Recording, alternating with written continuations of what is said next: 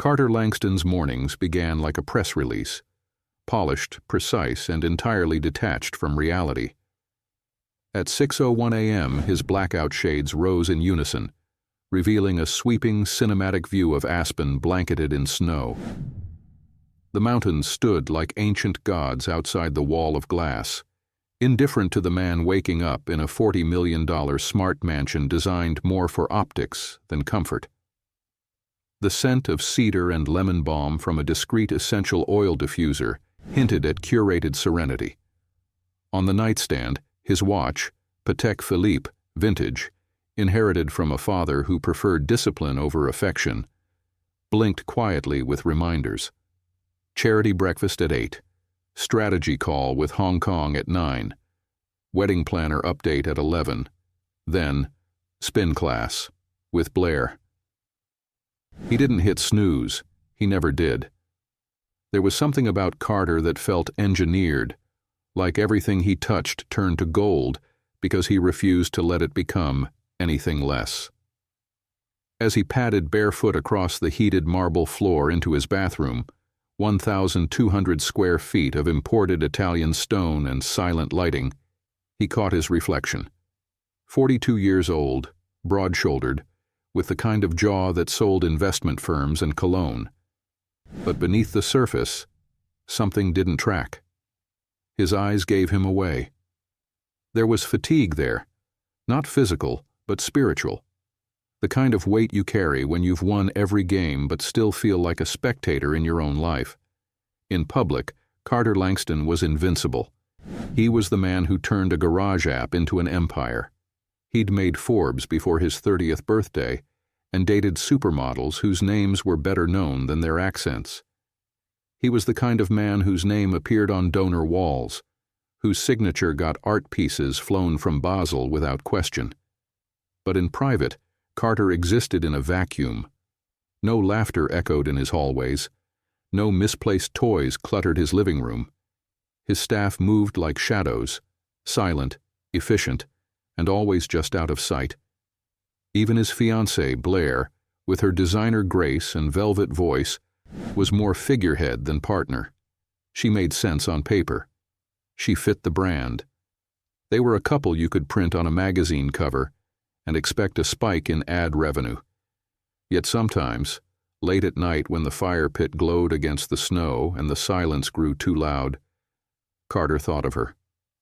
The one before the empire. The one who never cared how much he made. The one whose laugh still haunted the corners of his mind. He never spoke her name. Especially not now. Not when the wedding of the year was 3 weeks away and every tabloid was sharpening its headline. He sat down to his usual breakfast. A single poached egg, avocado precisely fanned across sourdough, and a black coffee that never dared taste burnt. The plate was perfect. So was the house. So was the plan. Then his phone buzzed. A name blinked across the screen. Valerie, his assistant. Valerie, guest list locked in. Do you want to review the final version one more time? Carter stared at the message. His thumb hovered. Instead of replying, he opened the document himself. Scroll, scroll. Pause. There it was. Elena Torres. His breath caught. A ghost, hidden in the margins. Her name wasn't even on the original list. Someone, probably an old mutual friend, must have forwarded it out of habit. She hadn't been in his world in almost a decade. She wasn't part of this life. But Carter didn't swipe past her. He stared at her name like it was a challenge, or a test, or a wound that hadn't properly scarred. She had left him. No explanation. No warning. Just gone. And when he finally asked his father about it, he got a hand on the shoulder and a line he'd repeated like gospel ever since. She wasn't the one, son. She wanted things you couldn't give. Money, status, maybe even another man. You dodged a bullet. He believed that, or he tried to, until now. He tapped the guest list and clicked Add to Confirmed. Then, almost impulsively, he opened a design app, chose gold foil trim, typed her full name. Ms. Elena Torres selected an address from memory. His hand shook slightly. She'd received the invitation. To his wedding, to see what she missed, who he became, who he chose. It wasn't kindness, it wasn't closure, it was control, and maybe, deep down, vengeance. He set his phone down. Across the room, the fireplace reflected in the pristine glass. Carter's own image flickered there too, distorted, multiplied, alone. The billionaire everyone envied, the man who had everything, except the one thing he couldn't seem to buy back.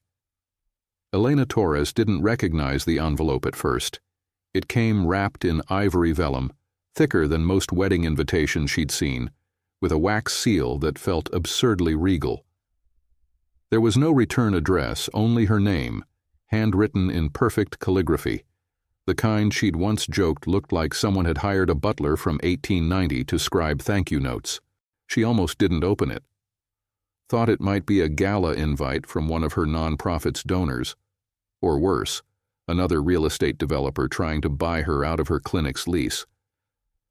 But when she cracked the seal and unfolded the card, her fingers froze. You are cordially invited to the wedding of Carter James Langston and Blair Alexandra Everly. She blinked, once, twice, and then again, as if repetition might change the ink.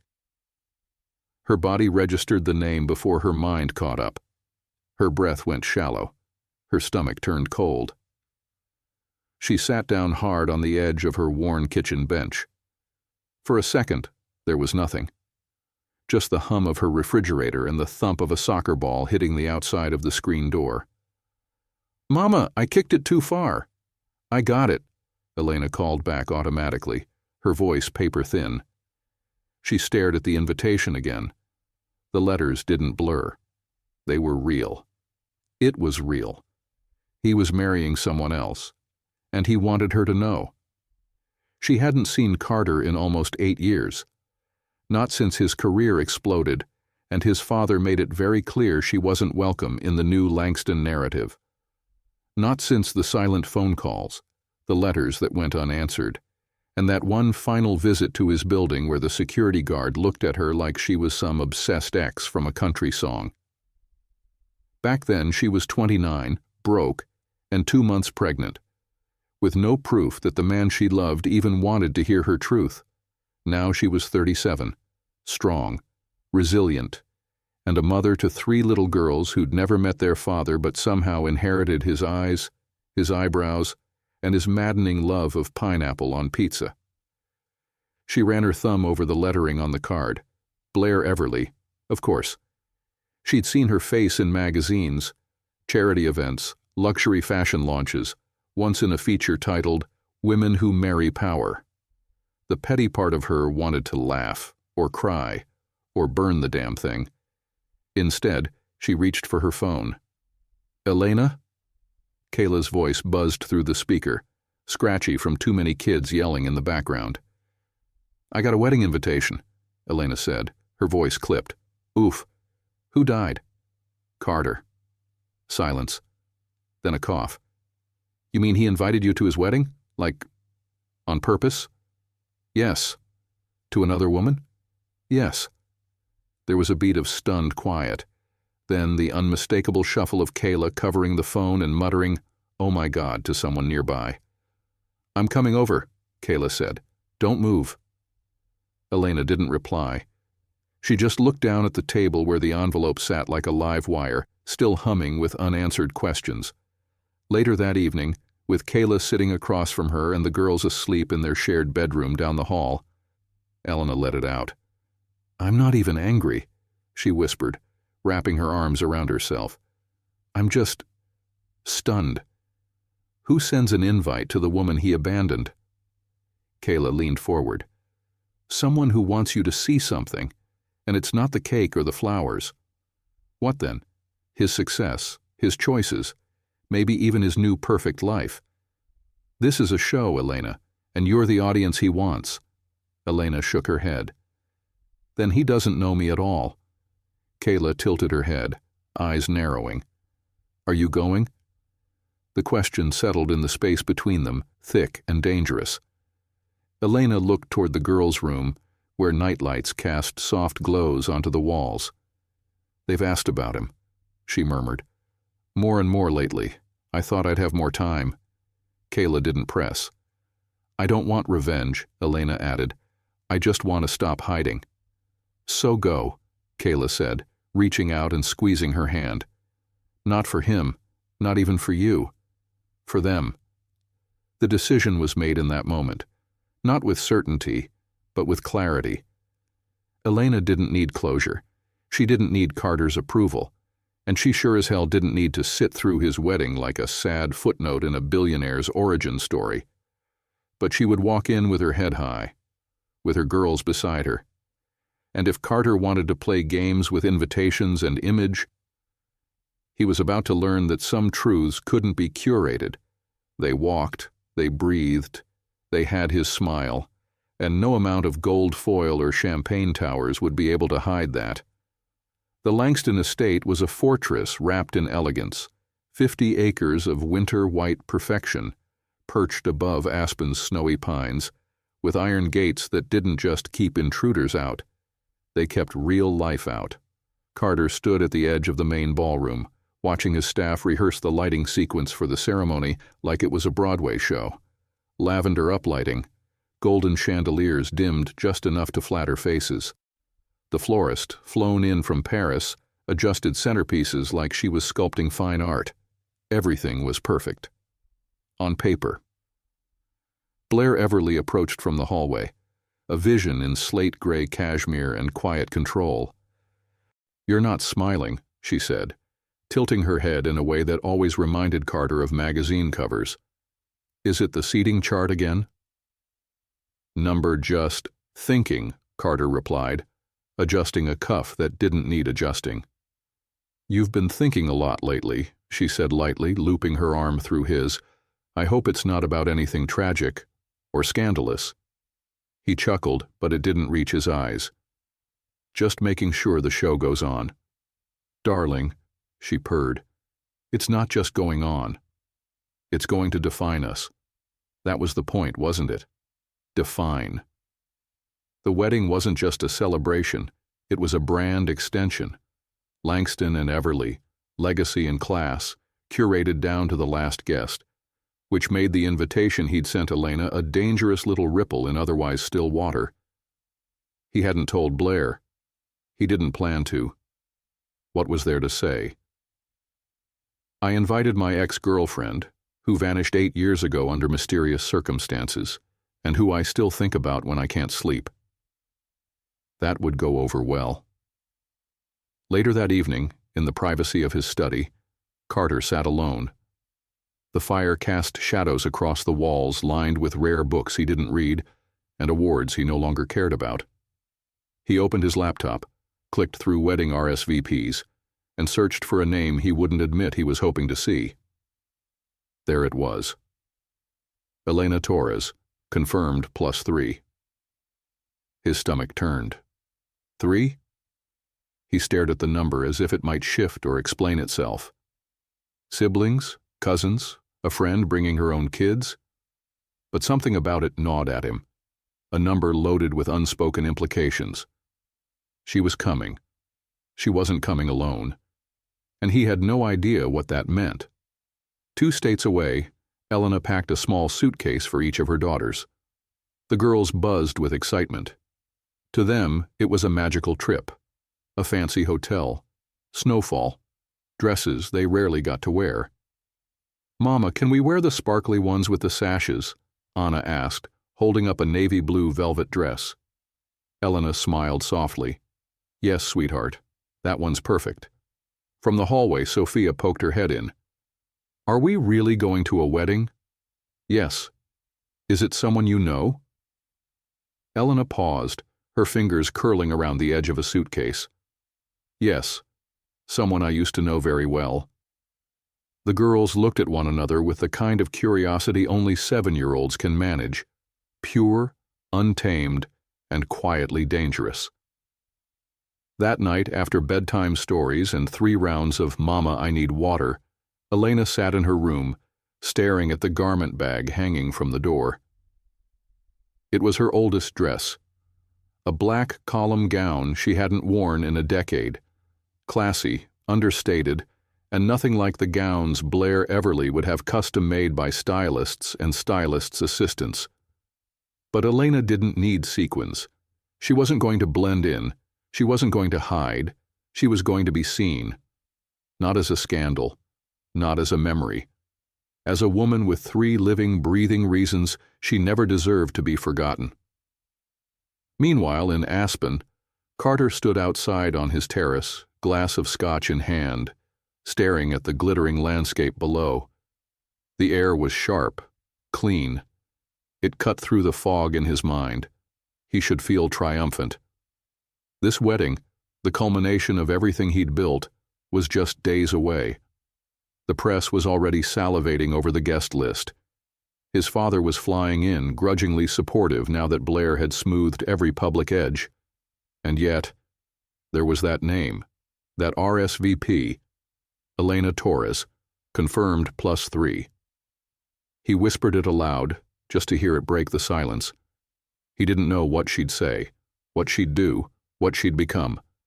All he knew was this: she was coming. And the second she walked through those ballroom doors, his carefully constructed world would never look the same. The Langston estate shimmered like a snow globe cracked open. Guests spilled into the ballroom wrapped in mink and ego, their laughter bouncing off chandeliers that cost more than most people's homes. Photographers whispered and clicked from a respectful distance. Every inch of the place had been staged for perfection. Carter's life, polished and on parade. And then Elena walked in. No publicist, no entourage. Just her and 3 little girls with curls bouncing at their shoulders and wide eyes scanning the room like it was a castle from one of their storybooks. The velvet dresses swished as they walked, ribbons tied just slightly crooked, shoes polished but clearly worn more for church than couture. They clung to Elena's hands, one on each side, and the third trailing behind, clutching a stuffed rabbit. The effect was immediate. Conversation paused mid-sentence. Champagne flutes were lowered. Heads turned. The air in the ballroom shifted, so subtle it was almost seismic. At the far end of the room, Carter froze. He hadn't prepared for this. Not really. In his head, she'd come alone. Maybe bitter, maybe dramatic, maybe quietly regretful. But not like this. Not composed, not glowing with strength, and definitely not with 3 children who looked like they'd stepped out of his own childhood photos. He blinked once, then again. The girls didn't just resemble him. They mirrored him, his eyes, his cheekbones, the slightly mischievous tilt of their chins when they smiled, as if they were all in on a secret no one else had earned. Blair stood beside him, mid-conversation with an ambassador's wife. She noticed the shift in energy before she saw the source. "Who is that?" she asked, her voice low, curious. Carter didn't answer. He couldn't. Elena's heels tapped quietly against the marble as she crossed the room. She wasn't smiling, but she wasn't trying to wound. Her posture was regal, her expression unshakable. It wasn't about him anymore. It was about truth. The girls tugged gently at her fingers, whispering questions. "Are we allowed to touch the flowers? Why is everyone staring? Is this the castle?" "Yes, baby," she murmured, brushing a hand over her daughter's braid. "This is the castle." They stopped just before the first row of guests. The silence stretched wide, like a stage waiting for its cue. Carter stepped forward finally, each step hesitant, his hands stiff at his sides. "Elena." Carter. Her voice was calm, almost gentle. But her eyes, those were all steel. He looked down at the children, then up again. "What is this?" "You invited me," she replied, holding up the embossed card. It said, +3. He stared at the girls, then back at her. They're mine." She didn't blink. He searched her face for a crack, a smirk, a hint that this was some elaborate trick. But all he found was truth staring him dead in the eye. "No one told me," he whispered. "You never asked." Behind them, guests shifted uncomfortably. Phones buzzed with discreet texts. Somewhere, a flashbulb fired. The moment was too electric to ignore. Blair took a cautious step forward. "Carter?" she said quietly. "What's going on?" Carter turned toward her slowly, his throat dry. I'm not sure." Elena glanced at Blair, then at the glittering room. She didn't shrink from the attention. She held her head higher. "I won't stay long," she said softly, only to Carter. "But I won't let them grow up wondering why their father pretended they didn't exist." One of the girls, the quiet one with the rabbit, tugged at Carter's pant leg. "Are you the man in the picture on Mama's dresser?" His knees nearly buckled. He crouched down, level with her. "What picture?" "The one where Mama's smiling. And you're holding her hand." The girl tilted her head, studying his face like she was solving a puzzle. "Are you him?" Carter swallowed hard. "I think so," he said quietly. The little girl nodded, satisfied. "Okay." She looked up at Elena. "He looks older now." Carter let out a broken laugh. Elena's mouth twitched, but she said nothing. Blair's face paled. Her hand dropped from Carter's arm. She didn't yell. She didn't cry. She just whispered, "3?" and took a single step back. The silence was finally broken by the wedding planner rushing in from the side, clipboard in hand, oblivious to the emotional detonation happening at the center of the ballroom. "Mr. Langston, the quartet is ready to begin." He stopped mid-sentence, taking in the scene. The planner looked from Elena to the children to Blair's retreating posture, then wisely backed out the way he came. Carter stood slowly, rising not just in height but in realization. His voice was raw, almost inaudible. "Why now?" Elena met his gaze. "Because for years I thought you knew and didn't care. Then this arrived," she held up the invitation, "and I realized you never even knew what you left behind." Blair Everly stood perfectly still, hands folded at her waist, eyes fixed on Carter. To everyone else she looked unbothered, elegant, contained. But Carter knew the signs, the slight shift in her jaw, the way her voice, when she finally spoke, came out like glass under pressure. "May I speak with you?" she said, eyes flicking toward the hallway. "Not here. Not now. Not in front of them." Carter hesitated, torn between the surreal reality standing before him, Elena and the 3 children who might very well be his, and the pristine performance unraveling behind him. Blair didn't wait for an answer. She turned and walked toward the side corridor without looking back. "Stay here," Carter murmured to Elena, though it came out like a question. She gave no reply, just a quiet nod and a calm glance toward the girls, who were now fascinated by the floral archway and the table full of mini-desserts. The door shut behind them with a click. The hallway was quiet, cold. Blair turned slowly. "You knew," she said. Not a question, a challenge. "No," Carter said, running a hand through his hair. "I swear to you, Blair, I didn't know. I didn't even know she had children." "But you knew Elena. You loved her." Carter didn't speak. He didn't need to. The silence between them stretched like a blade. Blair's composure cracked at the edge. Not dramatically. Not with sobs or screams. Just a small, stunned breath. "She looks like a woman who's walked through fire," she whispered. "And those girls, Carter, they are you. It's not even subtle. They look like you in a mirror." "I didn't know," he said again, softer this time. "I believed what my father told me, that she left, that she moved on. I tried." You didn't try hard enough, Blair snapped, then caught herself. She closed her eyes, shoulders rising with a slow, controlled inhale. I'm not angry because you had a life before me, she said after a pause.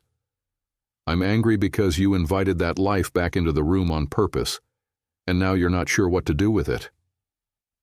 Carter leaned back against the wall, his jaw tight. I thought I was past it, he admitted, that inviting her would prove it to myself. And? He looked down. I was wrong. Back in the ballroom, the mood was strange, cautious. Guests tried not to stare. Conversations resumed, but quieter, shorter. The string quartet played softly, filling space that no one seemed eager to claim. Elena stood with the girls near the edge of the crowd. She didn't touch a canapé. She didn't sip champagne. She simply waited. One of the girls tugged on her sleeve. Can we try one of the cakes? Elena looked around, then nodded. Only one. They dashed toward the dessert table with delight, whispering over the cupcake options, oblivious to the tension that hummed like a wire around them. Elena watched them with a flicker of warmth, but her expression never fully softened. Her gaze drifted across the room, landing briefly on Carter's father, Gregory Langston, standing near the fireplace, arms crossed, lips thin. He was exactly as she remembered, except older, more silver in the hair, but no less dangerous in his stillness.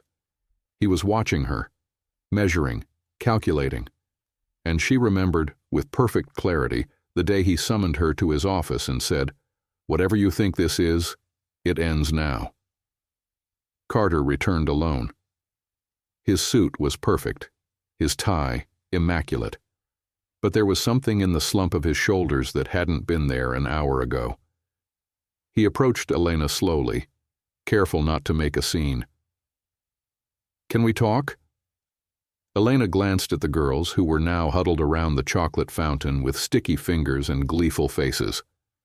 "Make it quick," she said. They moved a few feet away, not far enough to draw attention. "I didn't know," Carter said. "About them, about any of it." "I believe you," Elena said quietly. "But that doesn't mean it didn't happen. I thought you left me. You didn't ask why. I tried to find you," he added, voice harder now, more defensive. "You vanished." "No," she said evenly. "I was erased." Her words hit like a slap. He looked at her, stunned. "I sent letters, Carter. I called. I left messages. And then, nothing. No replies, no visit, no questions, just silence. For 8 years. Carter opened his mouth, then closed it again. She let the silence sit before adding, "And then I get a wedding invitation, with your name printed beside someone else's, like a dare. I wasn't trying to hurt you. But you did." The words weren't said with venom, just fact. And maybe that was worse. "Mama!" One of the girls ran back to Elena, waving a strawberry-dipped skewer like a trophy. "I didn't spill this time." Carter watched her, frozen. Elena placed a steady hand on her daughter's back. "Good job, baby." The girl beamed, then turned to Carter. "Are you Mama's friend?" The question landed like a blade in the softest part of him. Elena didn't answer. She let the question hang between them. Carter crouched down, slowly. "I used to be." The girl nodded, as if that made sense. Then, after a beat, "Do you want to be again?" His throat burned. He looked up at Elena. And for the first time that night, she didn't look away. Carter had always known how to control a room. He could pivot boardrooms with one look, silence doubters with numbers, and charm a hostile crowd with 3 practiced words. But standing in the aftermath of his not-quite-wedding reception, floral walls untouched, champagne losing its chill, he felt the full weight of something money couldn't fix. 3 daughters, 3 little faces that looked like his. and a woman he'd once sworn he'd marry walking out the ballroom doors without looking back. He didn't stop her. He couldn't. Not yet. That night, the Langston estate was quiet. Blair had left with a tight smile and a calm, "I'll have my assistant contact yours." It wasn't anger that made her walk. It was clarity. Blair had spent her entire life in rooms where power mattered more than feeling. She didn't cry. She didn't plead. She just exited like the story had already ended. Maybe it had, but Carter wasn't sure what story he was in anymore. He sat in his study, the fire crackling behind him. The silence wasn't peaceful. It was accusatory. He'd built this empire, brick by digital brick. He'd ascended the American dream, climbing over every expectation his father laid at his feet. And in the process, he'd lost track of what he wanted, or who. Now 3 girls were sleeping in a downtown hotel room with a woman who once trusted him with her future. And he hadn't even known they existed. In Santa Fe there were photos of the girls at the park, of Christmas mornings with paper snowflakes taped to the windows, of Elena smiling, tired, happy, present. These weren't glossy moments for social media. They were proof of a life built slowly, honestly, with no luxury but love. Carter hadn't just missed their birth. He'd missed their first words, their scraped knees, their favorite books. He didn't even know their names. He closed his eyes, exhaling hard. His mind drifted to his own childhood, one where he'd been raised in estates just like this, where his father shook hands more than he hugged, where success was love and failure was exile. Gregory Langston hadn't raised a son. He'd sculpted an heir. Was that what he'd almost done with Blair? Curated a life that looked perfect from a distance but felt like nothing up close? A knock interrupted the spiral. It was soft, hesitant. He stood, heart already pounding, and opened the door. It wasn't Elena. It was Noah, his half-brother. 29, casually dressed, and carrying a half-eaten bag of trail mix. "You look like you've aged 10 years, Noah said, stepping in without waiting. "Good party." Carter didn't answer. Noah dropped onto the couch. "So, you've got kids, plural. Didn't see that plot twist coming." "Neither did I." Noah crunched on a peanut. "They look just like you." "I know. They also look like they don't know you exist." Carter flinched. Noah glanced over. "I'm not trying to be cruel, man, but this isn't just a PR problem. This is real. That woman out there, she carried your kids, raised them, alone, while you were flying private and selling the dream. You think I don't feel that? I think you've spent so long being Carter Langston, icon. You forgot how to be Carter Langston, person." Carter sat down slowly. "I want to fix it," he said. Noah leaned forward. "Then don't start with lawyers or headlines. Start with them. Show up. Ask questions. Be awkward. Be human. You're not buying your way out of this." The next morning, Carter did something unthinkable in his world. He showed up without an assistant, a driver, or a plan. He called Elena. The phone rang twice before her voice came through, sharp, composed, and not entirely surprised. I wondered how long it would take. "I want to see them," he said, before he could lose his nerve. "Please." A pause. "Not in a ballroom, not in a mansion. If you want to see your daughters, come where they're comfortable. I'm not parading them in front of your press." "I understand." "Do you?" Another pause. "No," he admitted. "But I'm trying." She sighed. "We're at the Snow Ridge Lodge, room 214. Bring coffee. No media." He smiled, just slightly. "What kind?" "Black. And don't bring a security team. I mean it." Carter hung up and stared at the phone like it might vanish. He wasn't used to being told what to do, but maybe that was the problem. For the first time in years, he didn't feel powerful. He felt like a man trying to find his way back to something real. Elena opened the hotel room door wearing jeans, a loose sweater, and that same unreadable look she'd worn at the wedding, calm on the surface, but beneath it, a storm waiting for reason to rise. Carter stood in the hallway with a paper tray of coffee and a bag of pastries that had cost more than a hotel room in most cities. He looked uncertain, like a man standing on the porch of a house that used to be his, but no longer had a key. "You're on time," she said, stepping aside. "You said black," he replied, holding out her coffee. She took it but didn't invite him in further. "They're still eating breakfast. You'll sit on the couch. You'll wait until they're ready." Carter nodded. "Whatever you say." Elena arched a brow. "That's new." He didn't argue.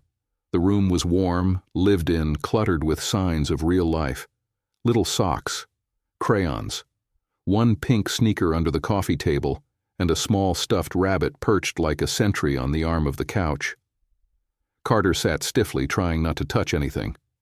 He watched the girls from a distance as they sat at a small table, legs swinging, buttering mini bagels with clumsy joy. He knew he should say something, anything. But what do you say to 3 lives you helped create without even knowing it? He watched one of the girls, he was pretty sure her name was Anna, carefully lick cream cheese from the side of her hand. Elena sat across from him. "Don't expect a moment. This isn't a reunion. It's not a movie." "I know," he said. "Do you?" she asked softly.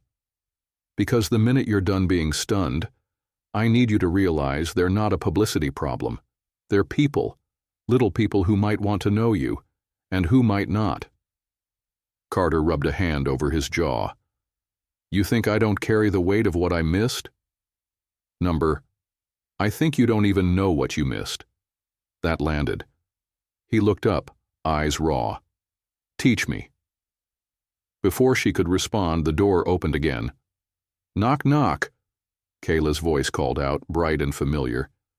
She froze in the doorway, eyebrows lifting when she saw Carter on the couch.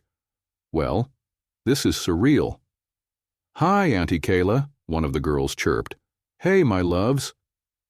She dropped her purse and crouched beside the table, kissing foreheads and inspecting sticky fingers before standing back up. "Didn't expect to see you here, Langston," she said, folding her arms. "I figured you'd send an assistant and a bouquet the size of my car." Carter stood awkwardly. "I asked if I could come. She said yes." Kayla's eyes narrowed slightly. "She also said no security, no staff. I hope you parked your ego outside." "Kayla," Elena warned gently. But Kayla wasn't done. "You don't get a pass just because you showed up. You were gone. Now you're here. That's not a story arc, it's a fact. You want in their lives? You earn it." Carter nodded once. "I plan to." "Good. Because if you so much as blink in the wrong direction—" "Kayla," Elena interrupted, firmer this time. Kayla sighed. "Fine, fine. I'm going. I just stopped by to drop off the puzzles and grab the folder for the fundraiser." She kissed each girl again, grabbed a manila envelope from the table, and gave Elena a long look before stepping out. Elena walked her to the door. "I don't trust him yet," Kayla whispered as she opened it. "Neither do I," Elena whispered back. Kayla squeezed her arm and left. Carter was still standing. Elena turned to him. "She's protective." "She's right," he said. Elena's eyes flickered, surprised by the humility maybe, or the fact that he'd absorbed the blow without flinching. "Mama," a small voice called, "can we show him the dance?" Carter's head turned sharply. Sophia, he was sure now, stood beside the table, her sisters flanking her like backup singers. "We made up a dance," she continued, "for the school show. Can we?" Elena looked at them, then at him. "They're not shy," she murmured. Carter smiled. "I'd love to see it." The girls squealed and scrambled to the center of the room. There was giggling, some arguing about who stood where, and then, suddenly, motion. It wasn't polished. It wasn't precise. It was joy. Pure, wiggly, offbeat joy. And Carter laughed, not politely, not performatively. He laughed like someone remembering how. Elena watched him from the couch, and for just a second, the weight between them lightened. When the girls collapsed in a heap of laughter, breathless and proud, Carter clapped with all the reverence of a man who'd just seen Broadway for the first time. "You're incredible," he said. "Want us to teach it to you?" Anna asked. He looked at Elena. She didn't say yes, but she didn't say no. "Absolutely," he said. And in that hotel room filled with crayon drawings, discarded socks, and cardboard coffee trays, Carter Langston took the first step into a world he didn't build, but had been waiting for him all along. Carter stood outside the hotel long after the door had closed behind him, the cold biting at his collar, the echo of children's laughter still caught in his chest. The visit had cracked something open in him, not guilt. He was already drowning in that.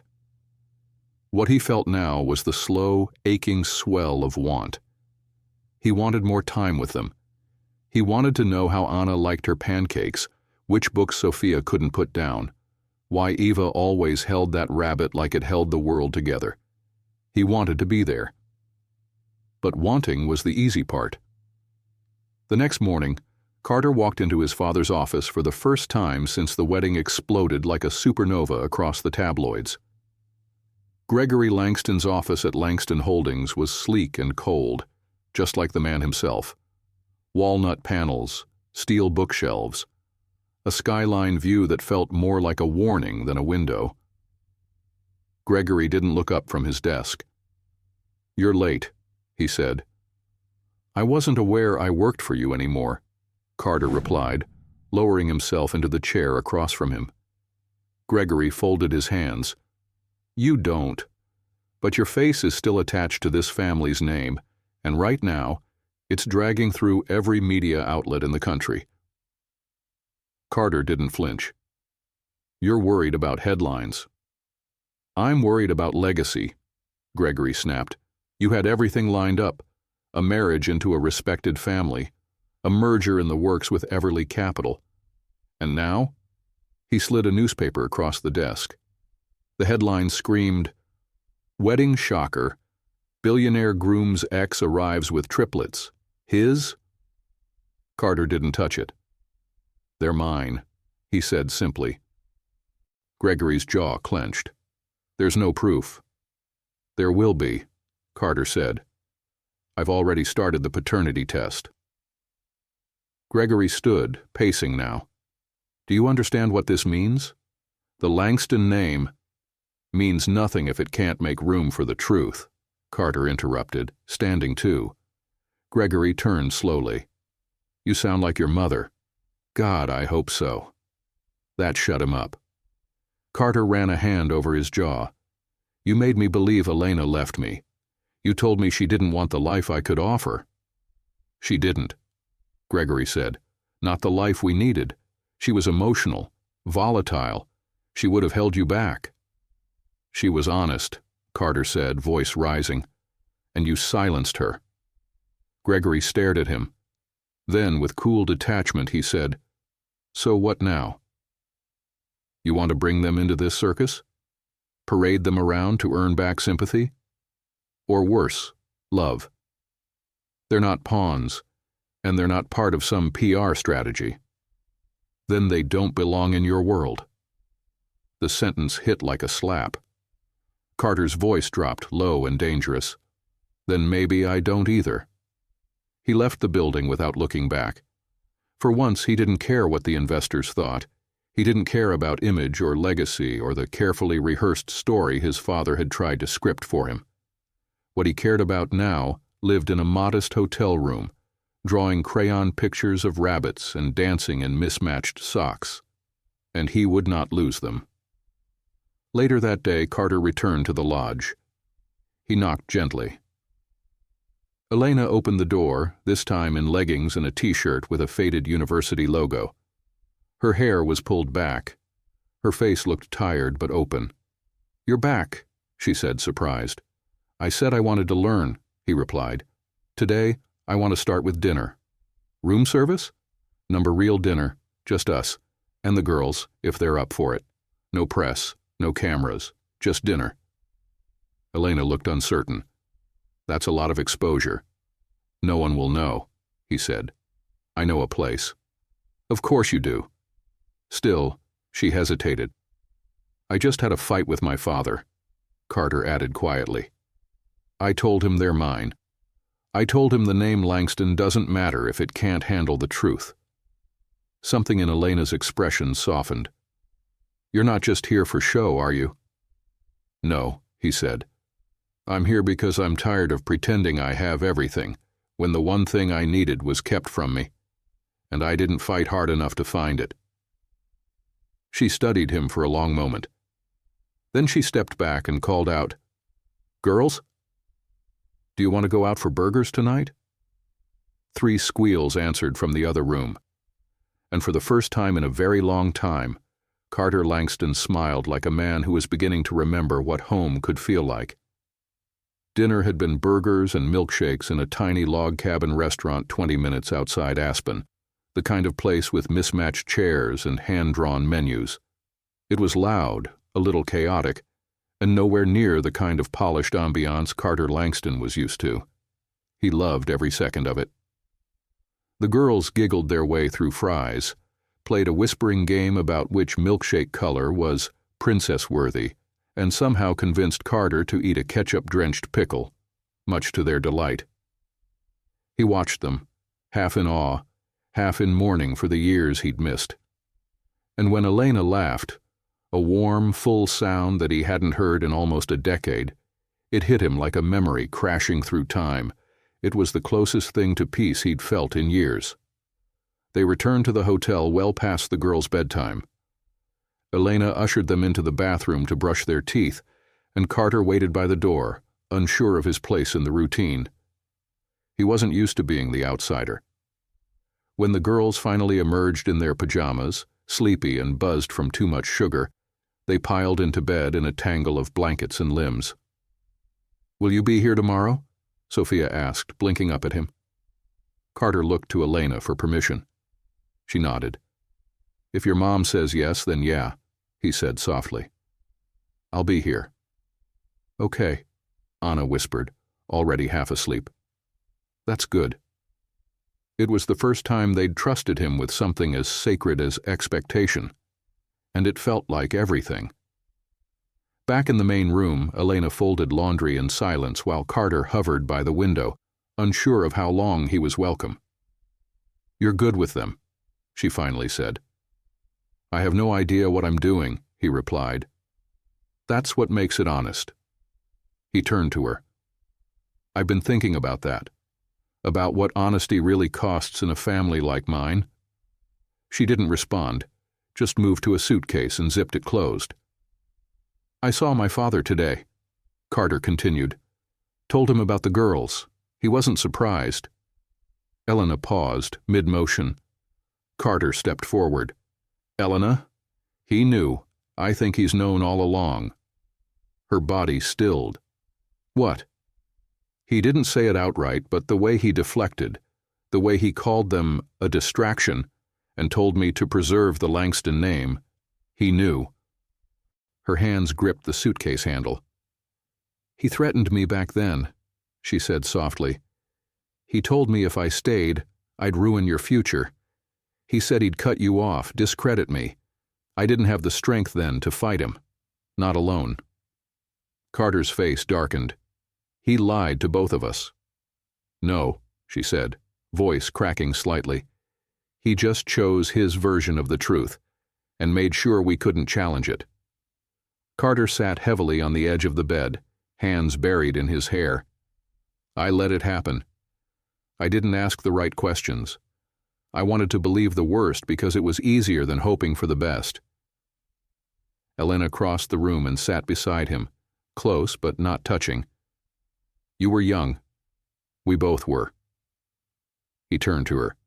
I should have come looking. She looked back at him, her eyes tired but clear. And if you had?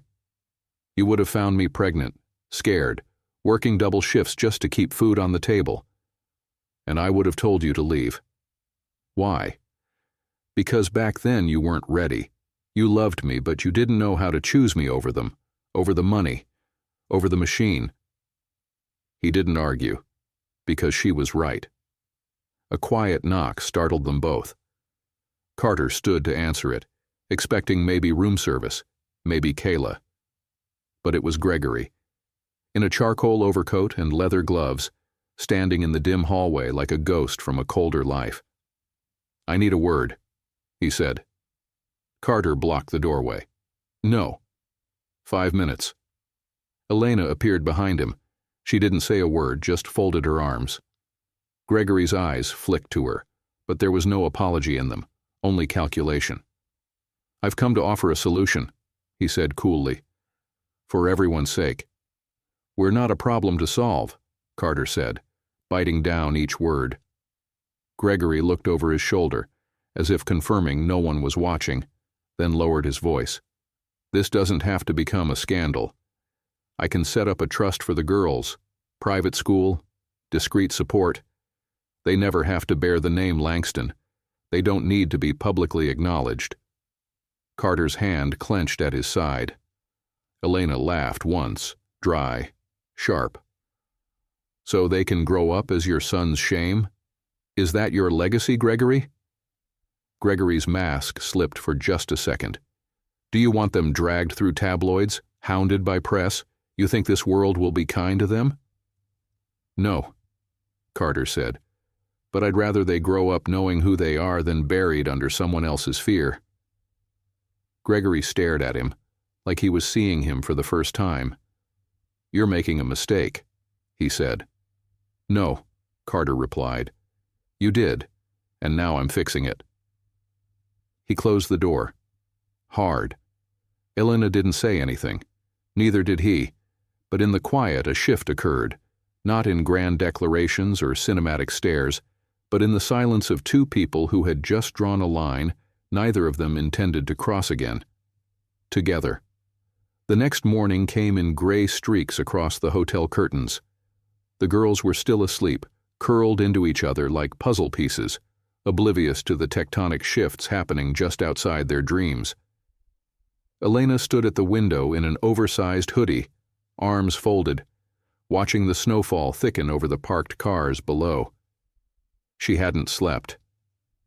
Last night had cracked something open, again. Carter hadn't made promises. He hadn't offered fairy tale solutions. But when he shut that door in Gregory's face, he'd done something rarer than a speech. He chose them, out loud. And still, she didn't know if it was enough. Because choosing them once wasn't the same as choosing them daily.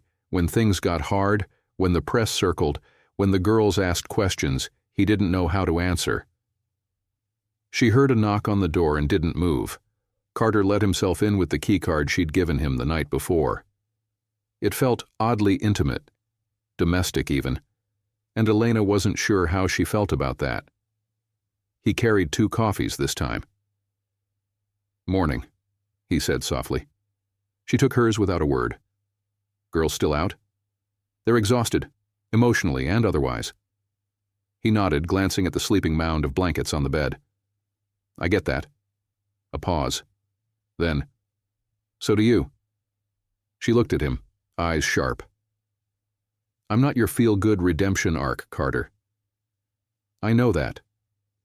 No, I don't think you do, she said, stepping closer now. Because every time you show up with coffee or take them for burgers, you start to believe it's enough, that you're making up for lost time with quick charm and guilt. He said nothing. You can't make up for it, she went on. There's no equation where missed birthdays and first words and scraped knees even out just because you said the right thing at the right moment.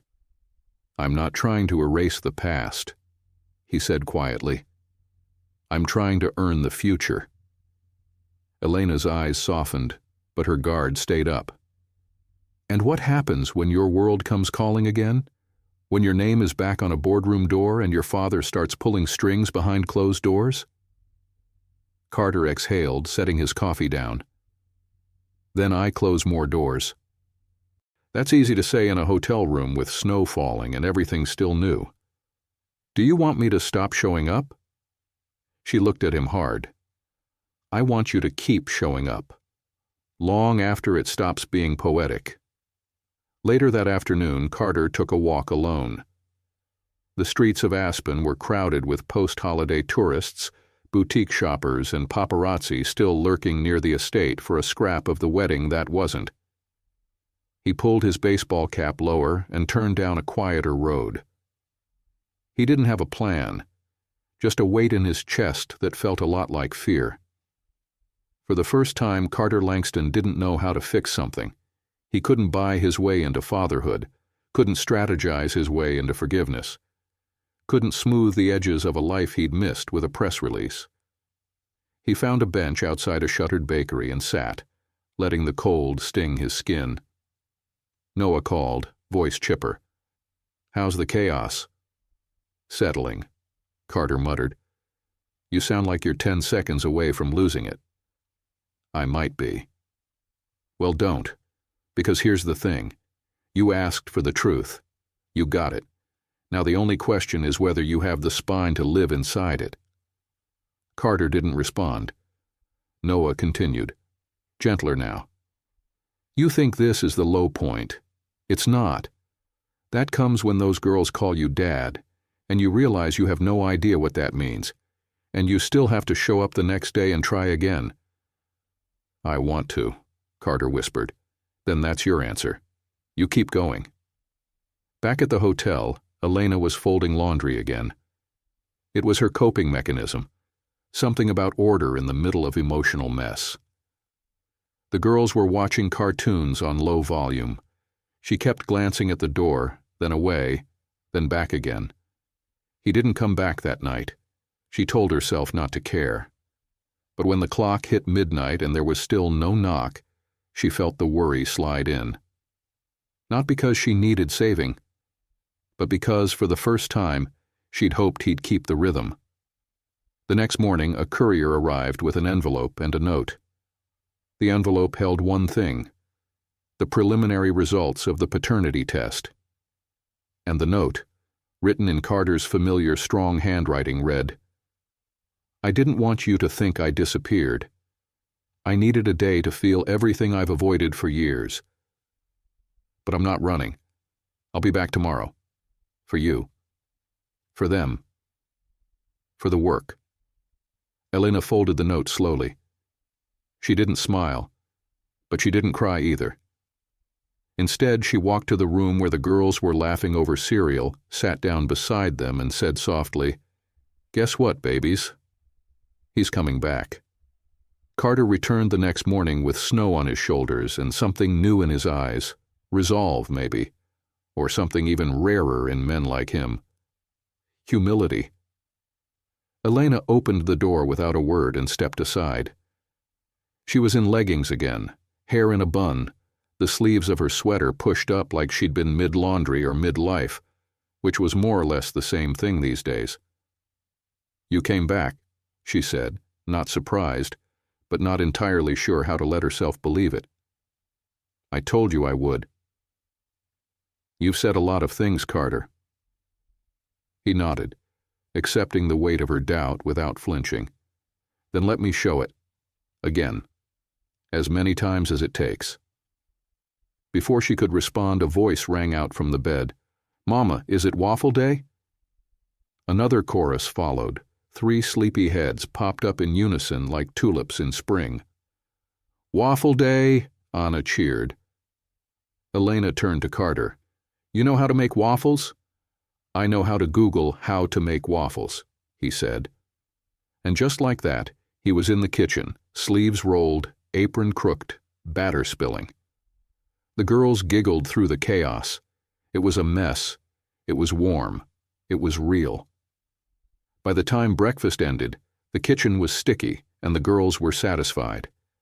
Carter had burned one batch and nearly set off the smoke alarm, but they'd eaten every bite like it was gourmet. It was the kind of morning no one ever photographs, but the kind that lives forever.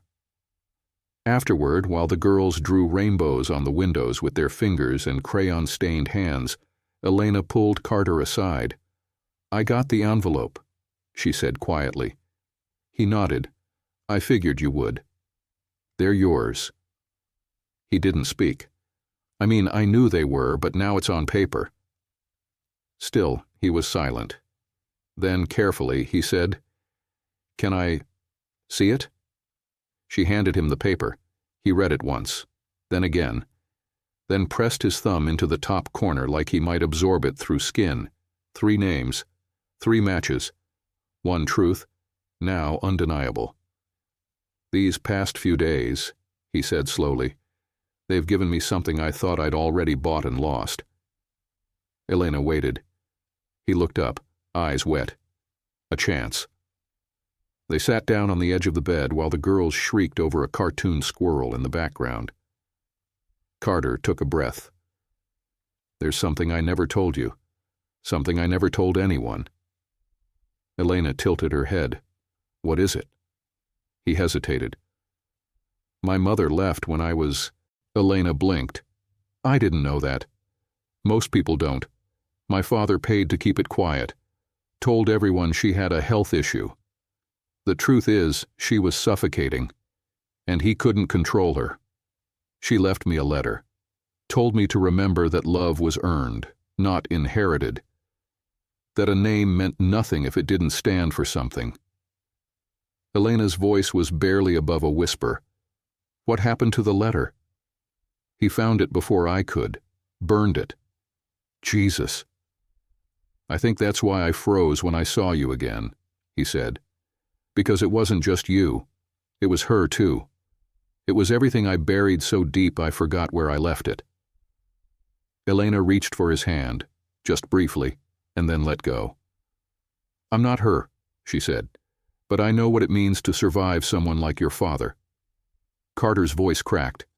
"I don't want them to grow up the way I did." "They won't," she said, "because this time they have you, if you stay." "I'm staying," he said, "even when it's messy. Especially then." Just before noon, a knock came at the door.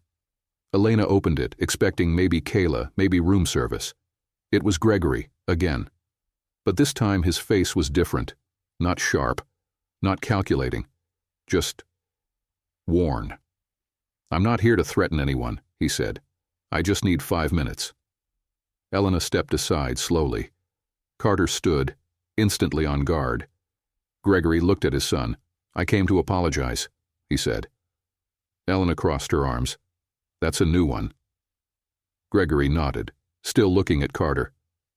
"I spent my whole life trying to shape you into something that would outlive me. A legacy, a name. But I forgot to give you the tools to be someone, not just represent something."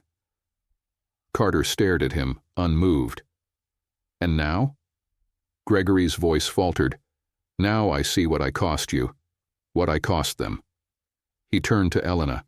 "And I cost you something no father ever should. I can't undo it, but I can stop getting in the way." Elena blinked, stunned. Gregory looked at Carter once more. "You were never meant to be my replica. Be better than me.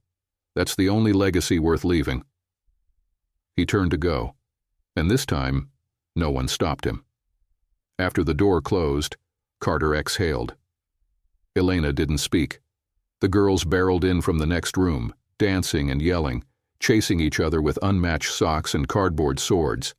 And in the chaos of their joy, something sacred settled between Carter and Elena. Not resolution, not yet, but the moment just before it. That night, after the girls had collapsed into bed with cheeks sticky from marshmallow cocoa and dreams still caught in their lashes, Elena sat alone at the edge of the room, folding their tiny pajamas with slow, deliberate hands. Carter stood by the window, watching the snowfall blur the city lights below. He had come back. Again. He'd cooked, cleaned, spilled orange juice, learned to braid hair, sort of, and read the same storybook 3 times in a row because Eva had insisted that he didn't do the squirrel voice right the first time. He was trying, and not in a performative way. Not in the Carter Langston way she used to know, the one who closed million-dollar deals with his smile and a contract. He was just present, and that terrified her. Because presence could disappear. Because the man standing by her window was no longer a question mark. He was a possibility. A risk. A hope she wasn't sure she could survive if it vanished again. "I think I'm still afraid of you," she said suddenly, folding the last pajama top and setting it down gently. Carter turned, brow furrowed. "What?" "Not like that," she clarified. "Not of you, of this, of what it means to start hoping again." He walked over slowly. "I'm not going anywhere." "I know, today," she said softly. "But you don't understand what it's like to be left with the echoes. You had your empire to distract you. I had 3 infants and a box of letters you never answered. I didn't even know they were sent." "I know that now," she said. "But back then? Back then it felt like being erased, like I never mattered." Carter knelt down in front of her. "You mattered. You were everything. Then why didn't you look harder?" The question wasn't bitter. It wasn't even angry. It was tired, honest, bare. He didn't have a good answer.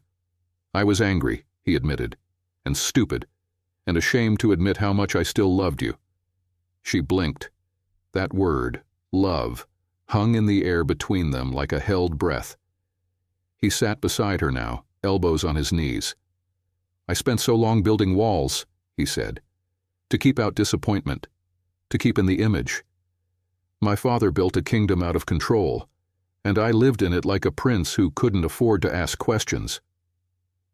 "You still haven't asked the biggest one?" Elena said, turning to face him fully. "What's that?" "What do you really want now, Carter?"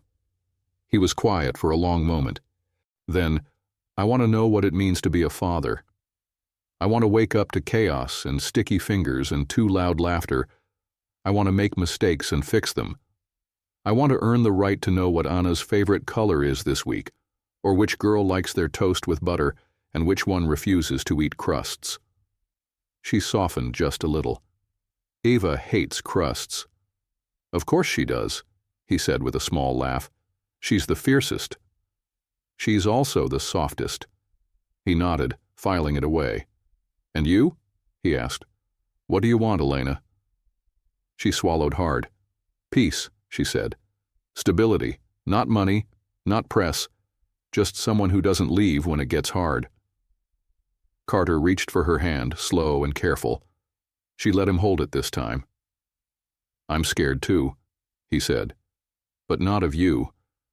I'm scared that I'll never be good enough for the life you built without me. That I'll always be the man who arrived too late." Elena looked at him then, really looked. "You're not too late," she said quietly. "But you're not owed anything just because you showed up. You'll have to build this with me, day by day." "I will," he said, "even on the days you're not sure you want me here." She didn't promise him anything, but she didn't let go of his hand either. And maybe, for now, that was enough.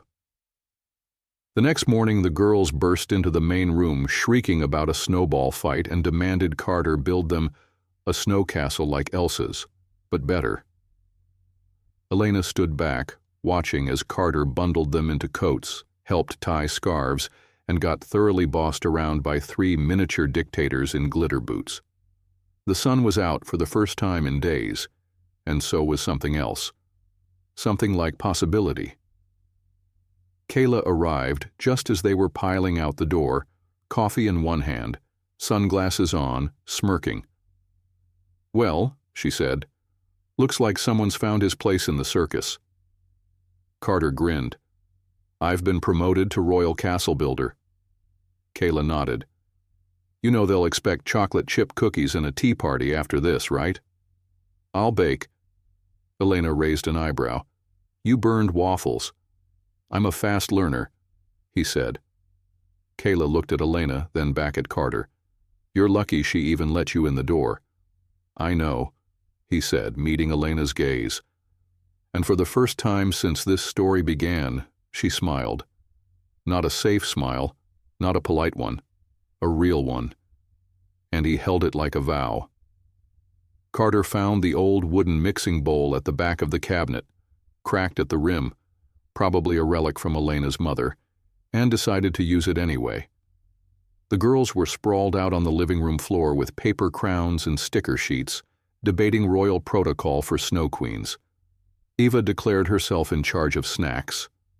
Anna was designing a flag. Lily just wanted glitter on everything. Elena watched it all from the kitchen threshold, arms crossed, eyes tired but lit. In that way they only got when the house felt full. I Googled how not to burn cookies, Carter said, cracking an egg into the bowl. Wow, she said, leaning against the fridge. Look at you. Growth. He shrugged. Still don't know if baking powder and baking soda are the same thing, but I'm hoping the cookies won't explode. You're lucky they'll eat anything with sugar. Don't tell them that, he whispered. I'm trying to impress the monarchy. She smiled again, smaller this time, but still real. They moved like this now, careful but closer. There was a rhythm forming between them, something steadier than before. He cooked, she corrected.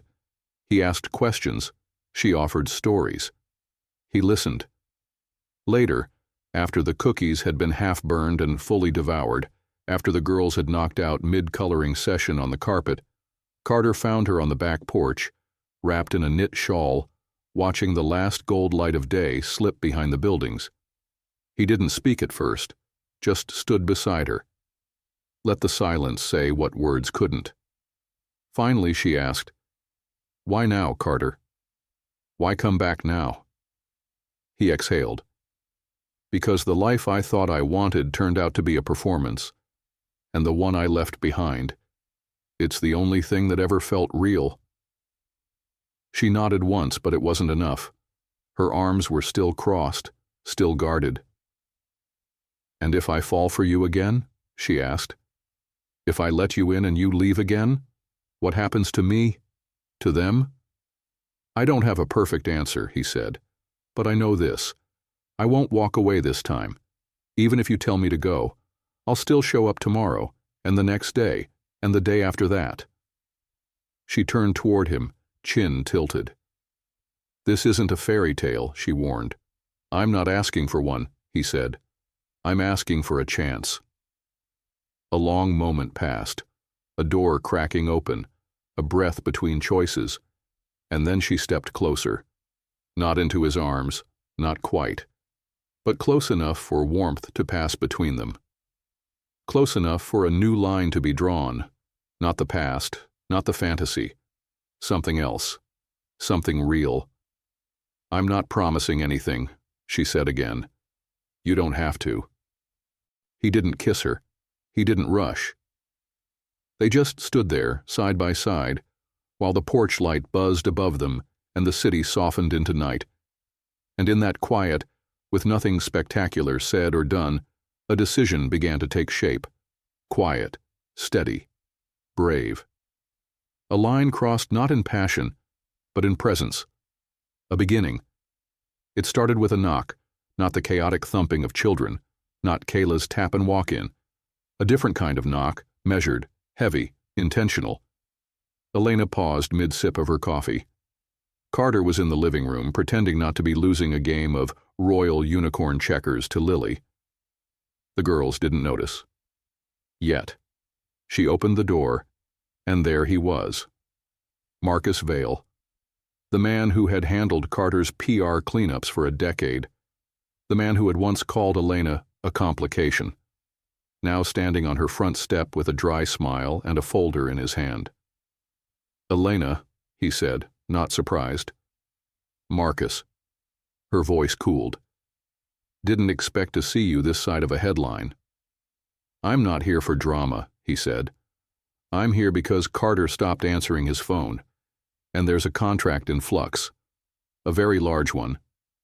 Behind her, Carter's voice cut in. I told you I was done. Marcus didn't flinch. And I told you disappearing doesn't mean the world stops spinning. You want to walk away from the business? Fine. But don't pretend it's not a mess you left behind. The girls were watching now, quiet, sensing the shift. Carter stepped forward, placing himself between Marcus and Elena. You shouldn't have come here. Marcus sighed. I told them you wouldn't show in Tokyo next week. They didn't take it well. You're burning bridges you may not get back. Let them burn, Carter said without hesitation. But Elena saw it, the flicker behind his eyes. Not doubt, guilt. The cost of walking away from something he built, even if it no longer fit. Marcus handed him the folder anyway. Think before you throw everything away. Then he looked at Elena. And think before you let him drag you into his fallout. She didn't answer. The door closed on him before either man could say more. Later, the folder sat unopened on the table. The girls were upstairs, giggling in a fort of blankets and pillows. The quiet after tension felt louder than it should have. Do you want to look at it? She asked. No, he said. Then paused. Yes, maybe, just to know.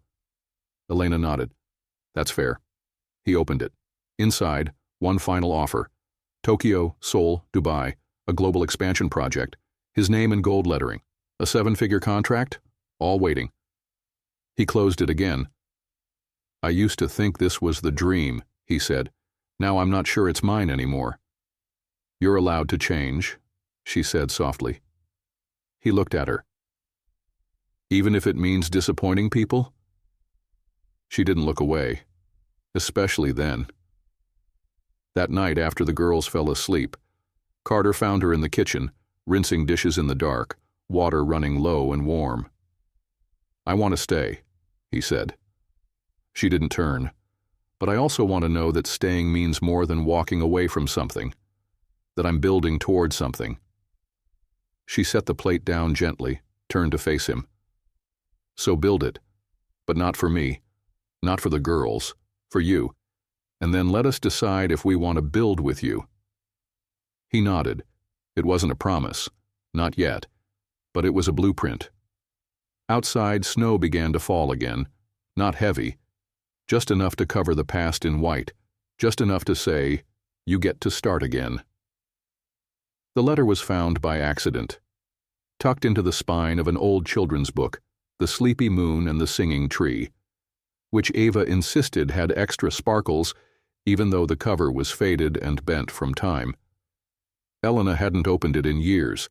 She was picking it up to read before bed when something slipped free and floated to the floor. A cream-colored envelope. No return address. Just her name, in Carter's handwriting. She stared at it for a long time, heart steady, then quick. The postmark was 6 years old. He was in the hallway, helping Lily brush out a knot the size of a raisin in her hair, laughing quietly as she scolded the brush like it had betrayed her. Elena stood at the door, envelope in hand. This is yours, she said, voice even. Carter looked up, then froze. For a second, the color left his face. He knew it, instantly. I wrote that, he said. I figured. I thought it never got sent. Well, it didn't. Until now, apparently. She handed it to him, unopened, walked away. He found her downstairs, sitting at the kitchen table with the same expression she'd worn the day they first met, a look that said, say what you mean or don't bother speaking. He sat down, slowly, letter in hand. I wrote it the week I found out, he said. About the girls. About you. Everything. And then you didn't send it? I did. Or I thought I did. I left it with my assistant at the time. Told her to make sure it went out that day. Elena raised an eyebrow. She didn't like you, he admitted. Elena blinked. What? She thought you were a distraction, that I was better when I was focused. She saw how wrecked I was after you left and decided to protect the company. She hid the letter? Apparently shoved it into one of the boxes during the move. I didn't even know until 6 months later, and by then, he trailed off. By then, I was already invisible to you. He winced. I deserve that. She looked at the letter still clutched in his hand. Are you going to open it? He shook his head. No. Why not? Because it was written by a man who was too afraid to show up, too proud to say, I was wrong. It doesn't matter what I wrote then. What matters is what I do now. Elena looked at him for a long time, then reached across the table and took the letter, ripped it in half, then again, until all that remained were quiet pieces. I don't want old words, she said. I want new choices. Carter leaned forward, elbows on the table, voice low. Then let me say this. I'm not trying to rewrite the past. I know I lost things I can't get back, but I'm here for what's ahead, if you'll have me. She didn't answer right away, but she didn't walk away. And in that silence, a shift, a thaw, a truth that didn't need to be written. Upstairs, a soft voice called out, Mom? Elena stood. Coming. She turned back once, just before leaving the room. You have one more shot, Carter. Just one. He nodded. I'll make it count. The day started like any other. Cereal spilled on the table, Eva singing off-key, Anna declaring her socks were emotionally itchy, and Lily refusing to wear pants because princesses don't need pants. Chaos, in other words. Life. Carter was at the stove making pancakes that were half-burnt and weirdly shaped, but met the only metric that mattered: chocolate chips. Elena stood across from him, tying Eva's hair into 2 messy buns. She was quieter than usual. Not cold. Just somewhere else. He noticed. After breakfast, while the girls ran off to turn the living room into a pillow kingdom, he found her by the laundry basket, folding tiny socks. You're miles away, he said gently. She looked up, met his eyes. I had a dream last night, she said. I was in the hospital again, alone, holding 3 names and no one to say them to. Carter moved closer. I'm here now. I know, she said, but forgiveness isn't about now, it's about then. And there's a part of me that still hasn't forgiven you for not being there when I needed you most. She didn't say it to hurt him. She said it because it was true. And he didn't flinch. Not this time. You don't owe me forgiveness, he said. You owe yourself peace. If those are different things, I'll live with that. Tears filled her eyes, not because he said the right thing, but because he meant it. Do you want to know what I remember most from that time? She asked. He nodded. I remember being so exhausted, I didn't know if I was holding Anna or Lily. I remember feeding one with a bottle in each hand and crying so hard I couldn't breathe. I remember Kayla sleeping on the floor next to me because I couldn't sleep alone. I remember wanting to hate you and being angry that I couldn't. I hate that you had to do that alone, he said. But I'm here, and I won't disappear. Not this time. She took a breath. Then another. I don't know if I can ever fully forgive the man you were. I don't expect you to, but I'm starting to trust the man you're trying to be. He reached for her hand. She let him hold it, and this time she held back, not just his hand, but the weight, the fear, the hurt. It didn't vanish, but it eased, and that was the beginning. Weeks passed. Carter learned which kid liked her apple slices peeled and which one screamed at the sight of green beans. He made pancakes that weren't burned. Sometimes. Elena laughed more, slept more, started painting again. One night, while the girls snored in a tangle of limbs and storybooks, Carter found Elena on the porch with a blanket and a glass of wine. He sat beside her, their shoulders touching. "You ever think we'd make it here?" he asked. "No," she said, "but I'm glad we did." They didn't talk about what came next, didn't define it. But the silence didn't need filling. Because forgiveness, real forgiveness, isn't loud. It's quiet. It's consistent. It's earned, day by day.